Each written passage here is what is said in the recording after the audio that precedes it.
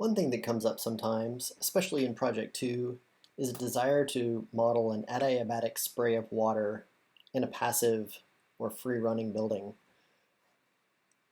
One way to do this in OpenStudio is to use an evaporative cooling object, and I'm going to do a demonstration of how to incorporate that here.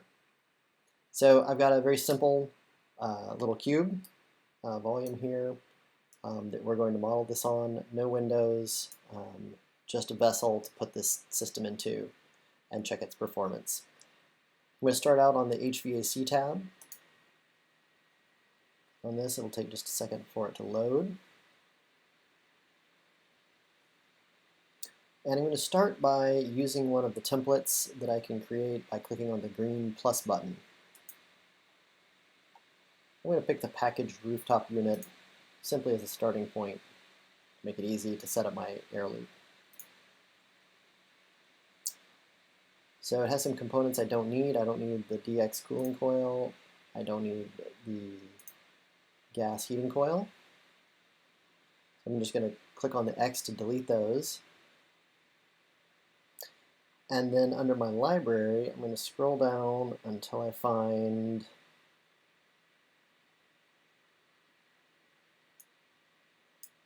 Evaporative Cooler Direct Research Special. And I'll drag that in and put it on the node immediately to the left of the fan.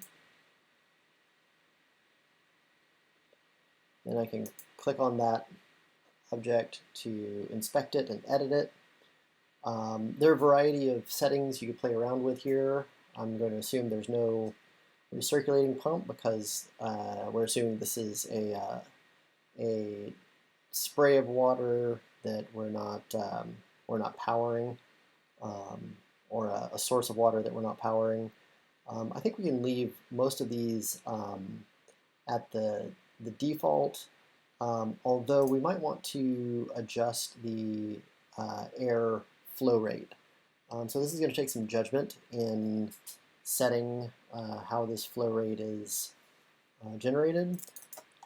I'm going to say, for the sake of argument, we've got a moderate rate of airflow, so about 30 CFM coming across there. I'm going to ignore these other settings and coefficients. Then I'm going to come over to my model. I need to attach this to my thermal zone now. So I come down to the thermal zone. I find my one thermal zone I've got in the model. I'm going to drop it in right next to the duct here on the system. So now I've got it attached to thermal zone 1. Let's go check what the set point manager is saying. It says it's also attached to the control zone, thermal zone 1. So I've got a simple system setup here. I need to leave the fan in since we're not worried about energy use in Project 2. I'm going to just ignore this. If you needed to, you could adjust the settings to take its energy use down to near zero, or you could model it more like a real fan, as this one is, that would model the performance of an evaporative cooler. I'm going to come back over to my thermal zones tab.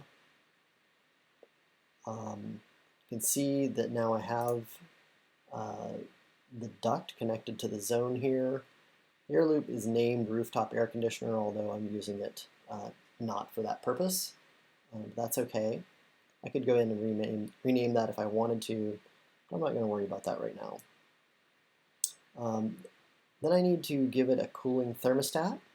So when this would run, I can either set the thermostat so it just runs at certain times, or I could set the set point such that it tries to condition at all times. It'll be limited in how much conditioning it can achieve, both because it's an evaporative cooler and based on the airflow rate I set in the evaporative cooler settings a little bit ago. For the sake of the example, I'm just going to use a schedule that I've already got in here, which is this large office cooling set point. All right, so I believe I have it all set up. I'm going to save my model. I'm going to come in. First of all, I want to set request some variables that are going to help me understand what's going on here. In this case, I have, among others, the zone air temperature set.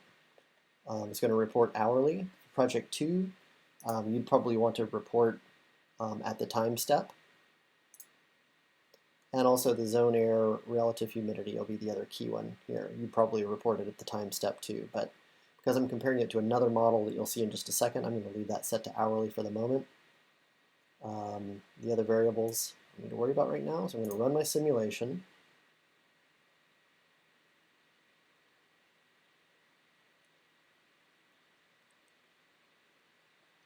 I'm going to complete it. Let's come over and check it out.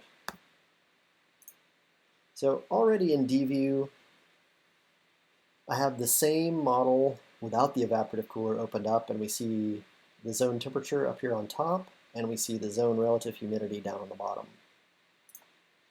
I'm going to append the data from my most recent run to this. So that's going to be within my directory here. I'm going to navigate to the run file and then find e+out.sql. Open that up. And now let's look at my data of the new version here. So I'm going to put thermal zone 1 temperature, as well as thermal zone 1 hourly relative humidity. And the effect is really apparent here. We've reduced the air temperature, so we've reduced the dry bulb temperature. You can see it's come down pretty considerably, while we've raised the relative humidity. It looks similar in the winter when this probably isn't running, but during the summer, because of my thermostat set point is running that evaporative cooler, so we're up here in the 90+% relative humidity range for much of the summer, as we'd expect with an evaporative cooler. So extremely humid in this space, not the conditions we're typically trying to create, but in specialized condition, it's showing that it's quite effective, and that adiabatic spray raises the relative humidity while reducing the dry bulb temperature. So that's one way to model a passive humidification or a low energy use humidification process without a refrigeration cycle. There's another way I will cover in a later subsequent video involving water use equipment and just running water in the space to simulate the presence of water without having to go into Energy Plus and building in a swimming pool, which would be the third and most involved way to build in a body of water into a model. So thanks for watching, and I'll see you in the next video.